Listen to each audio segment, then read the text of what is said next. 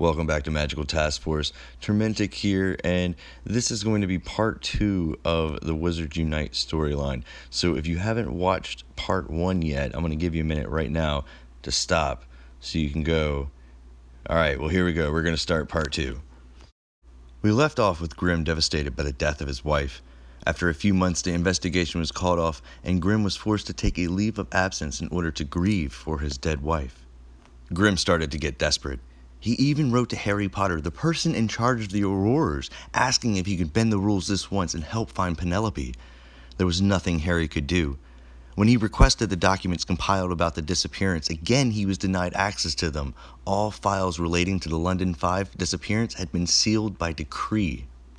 Grimm started to dig, looking for answers, and he realized the official statement of not having the money to continue the investigation was a sham. Filed with the accounting department, a memo written by Grimm. That budgetary concerns were the reason behind closing the London 5 investigation. As you can see in the attached itemized list, the cited reason does not correlate to the actual spending cost. Is there just intentional or accidental stupidity? No reply to the memo was ever sent back. He tried to get the council to open the investigation 8 more times, but each time was denied because his reasons became more outlandish and full of conspiracy. Grimm received a handwritten letter from Amoret Deneuve, who is the foremost expert on love potions and spells. "What makes us yearn for the comfort of others?" she wrote. "Why does a broken heart hurt so? Love imbues itself into our very bones, our very souls. I believe that love is the greatest and most dangerous magic in the world." Along the margin in cramped writing was a note. "Imbued into our very bones? Used to find her." Grimm was wondering if he could find Penelope through love. Grimm started spending time in the love chamber. He had to ask permission to use the chamber, and of course it was given to him because it was thought this was helping him grieve his lost wife.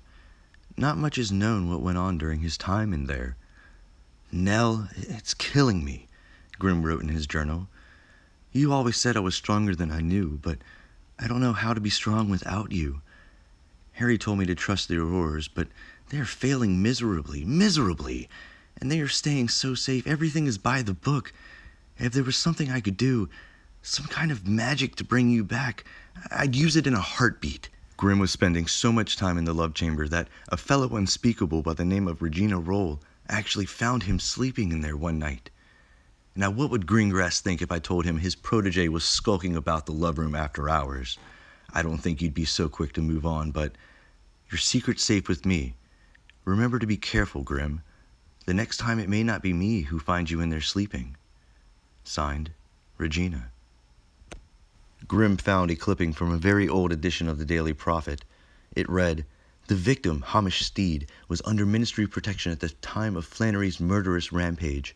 After several hours of interrogation, Flannery admitted that he had used an ancient spell to track down his greatest desire, which happened to be the location of the late Steed."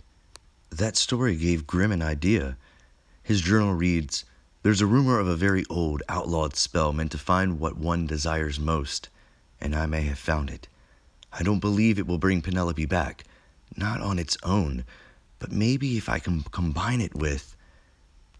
Another journal entry reads, "I don't know if it's the love room that's causing it, but I feel closer to you here, Nell. When I'm in here, I know you're alive. It's as if you're just on the other side of the door, and all I have to do is open it. Is this spell the key?" Grimm was looking for old magic that would be able to bring back Penelope. A portkey was requested by Grimm for travel to Prague. There it is believed he visited at an old library. When he returned, he requested an interlibrary loan of an ancient tome. It was denied, which is strange because they rarely are. The Ministry of Magic Remittance Office received a letter requesting a number of potion ingredients, including baneberry, jocker knoll feathers, and unicorn hair by Grimm, but no potion is known to use any of those ingredients together. Suspiciously, the library in Prague filled an incident report stating several old books and tomes had been stolen from them. They believed it had to be someone that had been there recently. This brings us to the Calamity. The Calamity is the name given to the events taking place all over the planet that threaten to reveal the wizarding world. The confoundable curse could potentially let the rest of the world know that magic is real and exists all around them. Most believe Grimm found old magic and used it to try to bring his wife back by combining spells. One to bring what you loved most to you, and the other to protect the thing you loved the most. The spell backfired or was completed wrong, not entirely sure, but loved memories, people, animals, and objects were taken from all across time and scattered in our current year. With such limited information about exactly what caused the calamity, I was able to come up with my own theory. Grimm used old magic in an attempt to bring his wife back from death. I think there was a combination of spells used, but I think you had to have more than one person casting at the same time, literally two spells interacting. Think of the battle at the Ministry between Voldemort and Dumbledore. We already know that certain magic can cancel out each other, so it makes logical sense certain magic can amplify or enhance a spell. Most likely it would usually work mainly one way. One spell gets a boost over the other. But what if the spells worked in unison? What if the ingredients Grimm requested were for an ancient potion that amplified magical ability? So now you have at least two powerful wizards using ancient magic amplified by the ancient potion.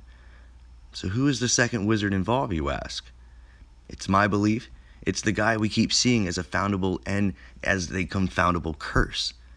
It is my belief he helped Grimm so he could try to bring back the Dark Lord. I know that sounds cliche, but think of how many times we've seen Voldemort figure out a way to sneak past death. Plus, think about most of the foundables in the registry.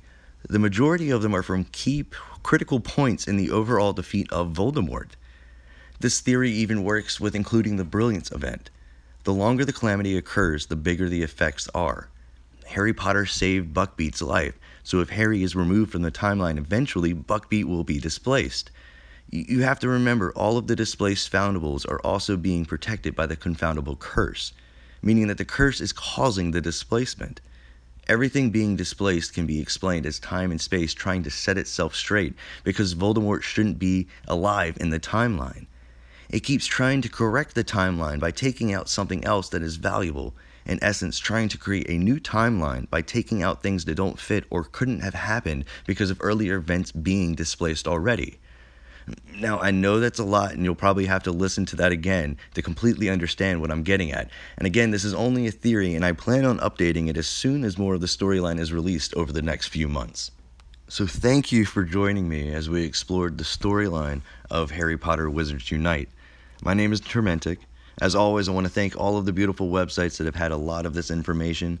I'll leave links down in the description so you can look further into this if you would like. If you found this helpful or entertaining, make sure to hit that like button, subscribe to the channel if you'd like more tips, tricks, and lore videos, and I will catch you next time.